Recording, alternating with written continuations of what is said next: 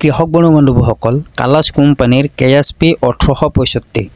F1 hybrid Kerala বীজ নমস্কাৰ কৃষক বন্ধুসকল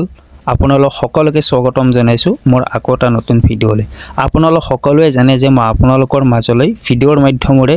উন্নত সিড লৈ আহো আৰু মোৰ ভিডিঅ'ৰ মাধ্যমেৰে মই আপোনালোকৰ মাজলৈ যিবিলাক সিড লৈ আহো আপোনালোকে এইবিলাকৰ খেতি কৰি খেতিডৰাৰ পৰা ভাল উৎপাদন লাভ কৰিব পাৰিব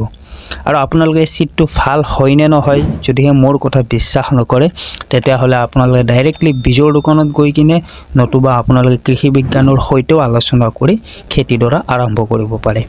আজি যেটো সিড লৈ আহিছো KSP 1865 ইয়াৰ কোম্পানী হৈছে কালাছ আৰু কেৰালা খেতি আপোনালোকে এতিয়া লগাব পাৰিব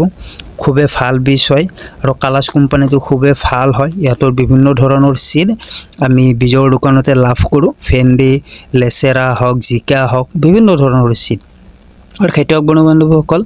এই কালাছ কোম্পানীৰ আপোনালোকে এটা ভেন্ডি খেতি সাগে কৰে গুঞ্জন খুবে বেস্ট ভ্যাৰাইটি হয় গুঞ্জনটো খুবে ভাল ভেন্ডি হয় তো আপোনালোকে হেইটো খেতি যদি কৰিছে তেতিয়াহলে আপোনালোকে কালাছ সিডৰ বিষয়ে খুব ভালদৰে জানে ইয়াৰ পৰা খেতিয়ক বন্ধুসকল এটো হৈছে 10 গ্ৰাম গুটি থকা এটা পেকেট আৰু ইয়াৰ দাম আছে 160 তো আপোনালোকে বীজৰ দোকানত কিছু ৰেহাই মূল্যত 10 গ্ৰামৰ পেকেট এটা লাভ কৰিব ম্যাক্সিমাম আপোনালোকে 50 টা বা 55 টা মান সিড লাভ কৰিব ইয়াৰ পৰা খেতিয়ক বন্ধুসকল কেৰালা গুটি আপোনালোকে এৰাতি পানীত তিয়াই থব কাৰণ যেহেতু কেৰালা গুটিৰ বাকলিটো ডাঠ হয়